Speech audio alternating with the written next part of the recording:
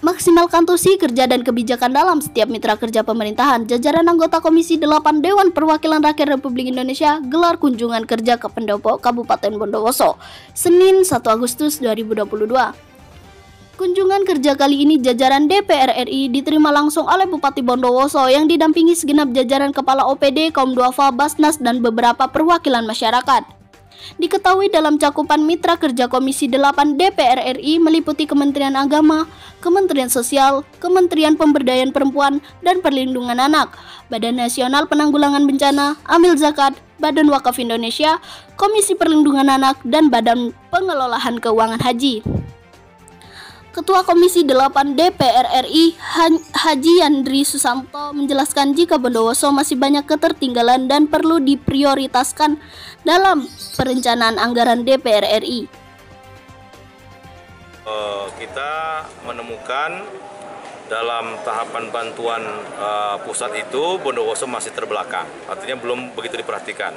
Contoh madrasah belum pernah ada bantuan SBSN, sementara 30 kabupaten kota yang lain di Jawa Timur sudah mendapatkan semua. Artinya ada semacam diskriminatif terhadap Bondowoso. Maka ke depan kalau ada bantuan untuk dari SBSN yang nilainya lumayan itu untuk madrasah, itu sejatinya Bondowoso harus dibantu.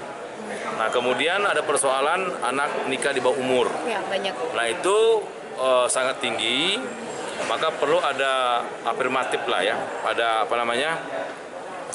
tindakan yang preventif dari stakeholder yang terkait.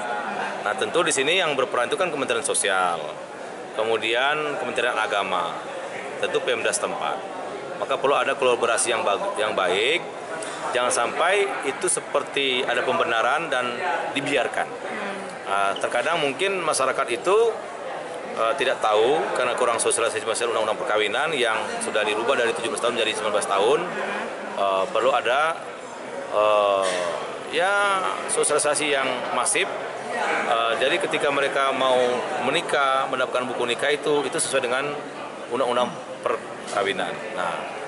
Nah, Bondowoso ini saya yakin bisa ditekan dengan tadi kolaborasi semua pihak, bukan saling menyalahkan atau bahkan tidak mau peduli, tapi kalau berkolaborasi, insya Allah pernikahan anak di bawah umur itu bisa kita tekan. Hari ini kita belum diminta, sudah banyak yang kita bawa kan.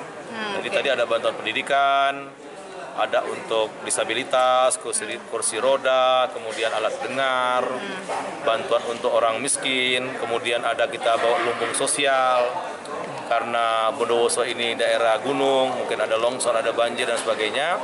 Lumbung sosial itu isinya bagus, ada tempat tidur, ada alat masak, ada makanan siap saji, ada selimut dan sebagainya.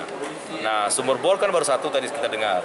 Tentu karena kebutuhannya lebih dari itu, ya tentu kita sudah minta kepada mitra Komisi 8 untuk merespon itu dengan serius, dan sudah ada kesepakatan hasil kunjungan Komisi 8 itu menjadi prioritas. Jadi misalnya kami ke Bondowoso nih hari ini, maka ketika raker nanti atau rapat RDP dengan mitra itu akan menjadi prioritas untuk dibantu. Ya, karena di sini ada yang punya dapil seperti Gus Fadil, ya itu bisa mengawal, dan tadi kami bawa semua mitra yang terkait langsung juga sudah mendengar dan mencatat.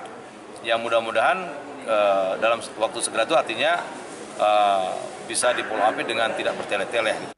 Kalau masalah misalkan BNPB kan nggak terikat dengan regulasi atau siklus anggaran ya untuk daerah kedaruratan. Misalkan butuh sumur bor, ya dia ada namanya itu dana siap pakai, bukan dana rutin ya.